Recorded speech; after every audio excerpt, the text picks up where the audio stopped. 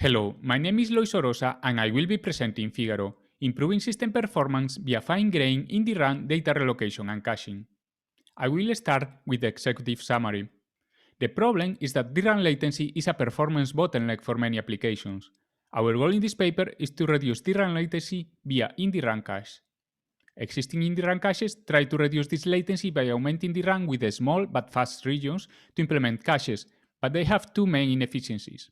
They use coarse-grained in-DRAM data relocation, and the relocation latency increases with the physical distance between the slow and fast regions. To overcome these inefficiencies, we propose FIGARO Substrate.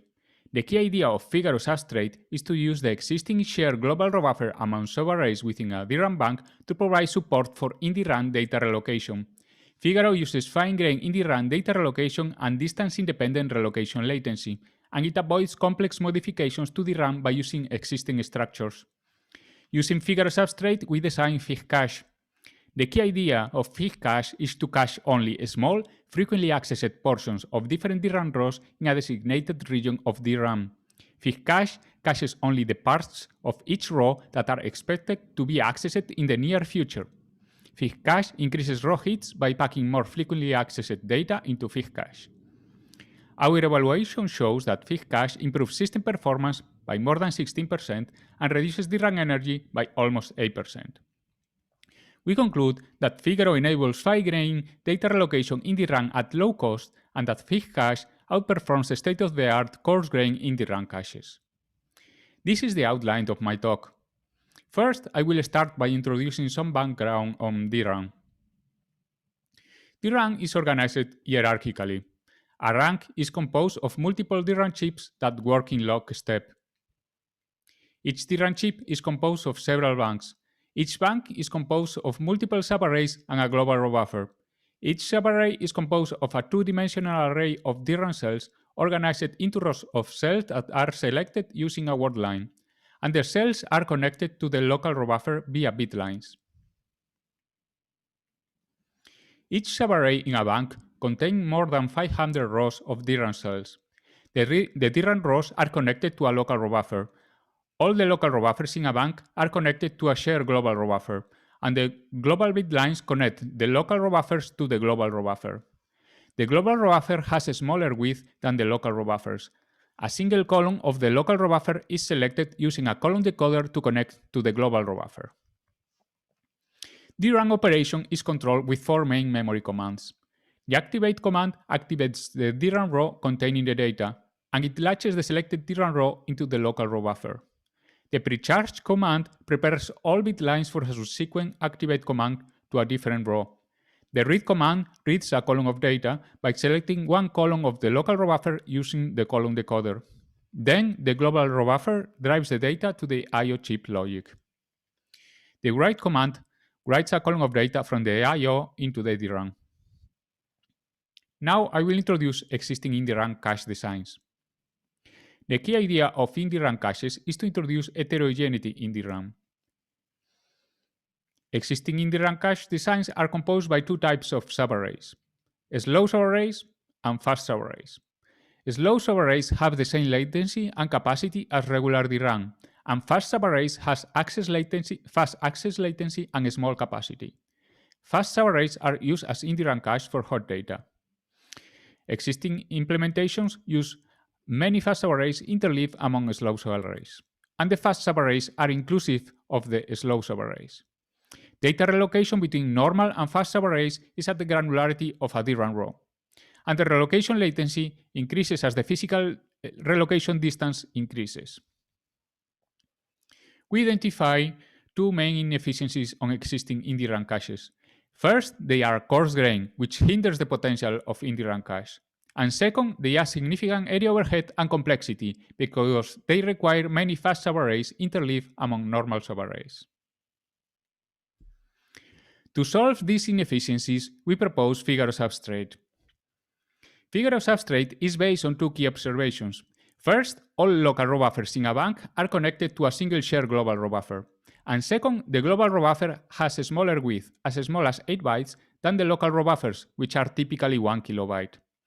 The key idea of FIGARO substrate is to use the existing shared global row buffer among subarrays within a DRAM bank to perform fine-grained in-DRAM data relocation. FIGARO is a fine-grained in-DRAM data relocation substrate that relocates data across subarrays within a bank. It operates at column granularity within a chip and with cache block granularity within a rank. And it uses a new reloc command to relocate data between the local row buffers of different subarrays via the global row buffer. I will show an example of how FIGARO transfers data between subarrays. The figure shows two subarrays, A and B. We can see that the local row buffers are connected through a global row buffer. To transfer data between these two subarrays, we first issue an activate command that activates the subarray A and copies the data from the row to the local row buffer. Second, we issue a reloc command that selects column 3 in subarray A, loads the content of the column in the global row buffer, and selects column 1 in subarray B. Finally, we issue a second activate command that activates the subarray B and overrides the corresponding column with the content of the global row buffer. FIGARO has 4 key features. First, it is fine-grained, as it allows column and cache block level data relocation. Second, it is distance independent, because the relocation latency depends on the length of the global bit line, which is similar to the latency of read and write operations. Third, FIGARO has low overhead. It only requires 3 additional muxes and a latch per subarray that account for only 0.3% DRAM chip area overhead. And fourth, FIGARO has low latency. Relocating one column takes only a few nanoseconds and 4 DRAM commands.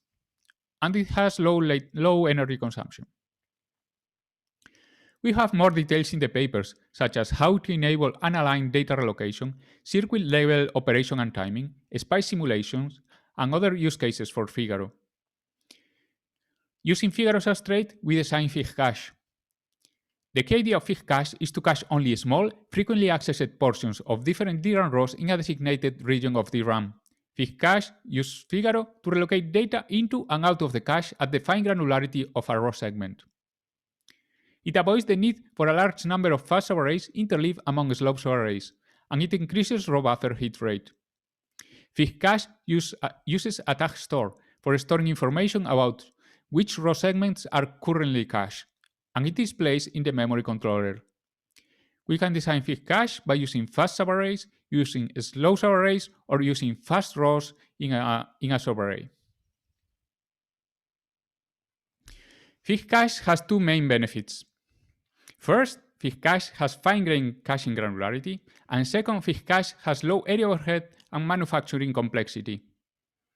The FIGCache tag store is placed in the memory controller, and it stores information about which row segments are in the cache.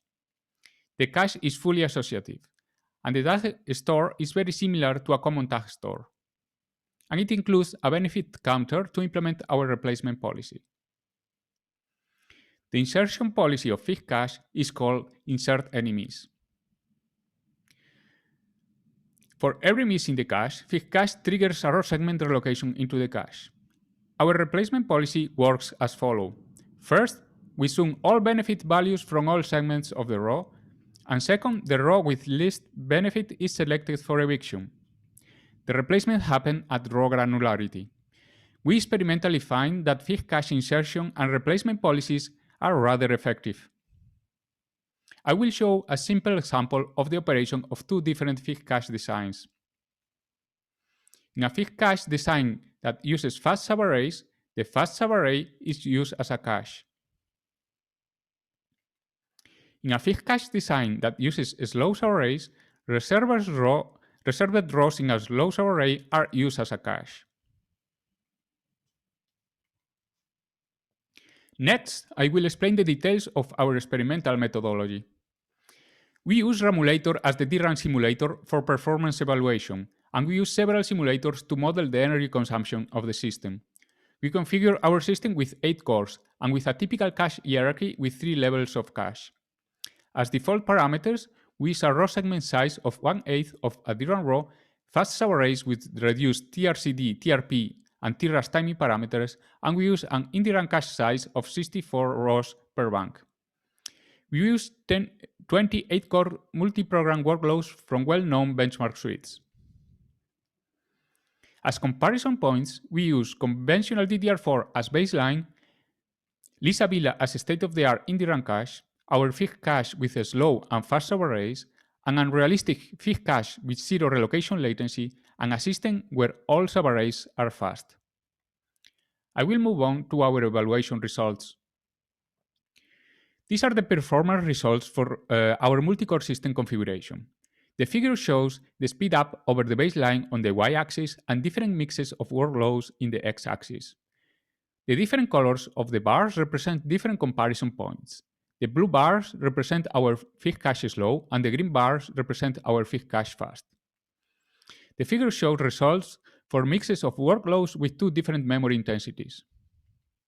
We can see from the figure that FIG cache improves performance by almost 13% for the low-intensity memory workloads, by more than 27% for the high-intensity memory workloads, and by more than 16% across all workloads.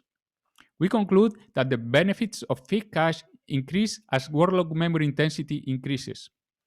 Both FIG cache slow and FIG cache fast outperform Lisa Villa, and FIG cache fast approaches the ideal performance improvement of both FIG cache ideal and the system where all subarrays are fast. These are the energy results for our multi-core system configuration.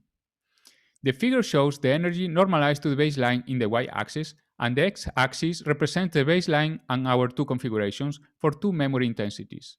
The different colors in the bars corresponds to the energy consumption of each component of the system, such as the caches or DRAM. We observe that FIG cache slow and FIG cache fast consume less energy than the baseline. We can see that FIG cache fast reduced the energy consumption by 14% for the high memory intensive workloads. By analyzing the results, we observe that the energy reductions comes from the improved DRAM raw buffer hit rate and the reduced execution time that saves static energy across each component. We conclude that FIG cache is effective at reducing system energy consumption. Here I show the effect that different replacement policies have on the overall performance of FIG cache. The figure shows the speed up of FIG cache over baseline on the y-axis, and the x-axis shows workloads with different memory intensities. Different colors on the bars represent different replacement policies.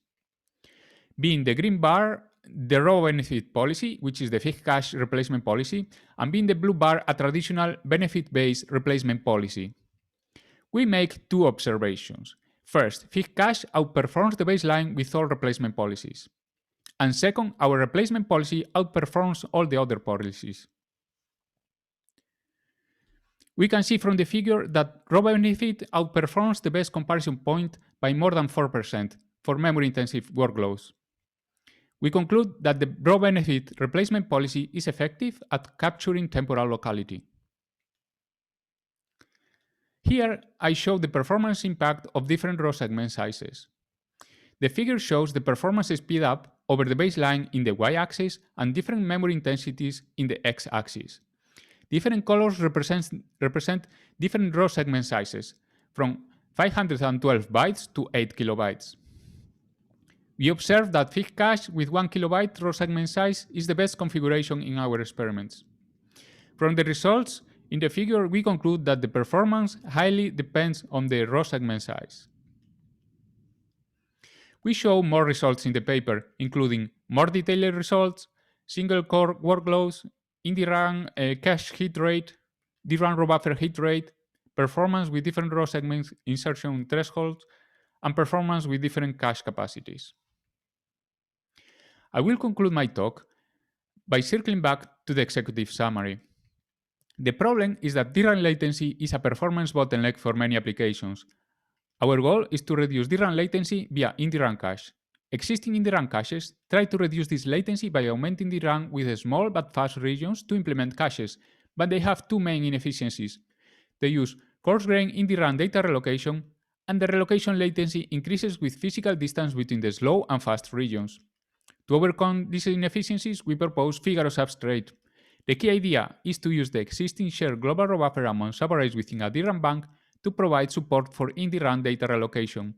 FIGARO uses fine-grained in-DRAM data relocation and distance-independent relocation latency, and it avoids complex modifications to DRAM by using existing structures. Using FIGARO substrate, we design FIGCache. The key idea is to cache only small, frequently accessed portions of different DRAM rows in a designated region of DRAM. FIGCache caches only parts of each row that are expected to be accessed in the near future, which increases row hits by packing more frequently accessed data into FIGCache. Our evaluation shows that FIGCache improves system performance and reduces DRAM energy significantly. We conclude that FIGARO enables fine-grained data relocation in DRAM at low cost and that FIGCache outperforms state-of-the-art coarse-grained in DRAM caches. Thank you. To learn more about FIGARO, please read our paper at Micro 2020.